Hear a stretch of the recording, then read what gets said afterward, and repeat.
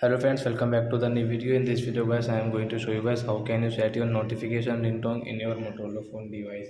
As you want to set your notification ringtone, so as you can set. And guys, now let's see how to set notification ringtone in Motorola phone. In this video guys, I am going to show you. So guys, now let's see how to set notification ringtone. So when first of all open your phone setting to set your notification ringtone. Then guys, click on your sound setting and guys click on this last advanced. Then guys scroll and guys click on your notification sound. So which notification tone guys you like, guys you can set from here, like click here, clear, image, lovely, order, natural, soft. So I will click on this soft and guys tap here, okay. So this notification sound will set soft.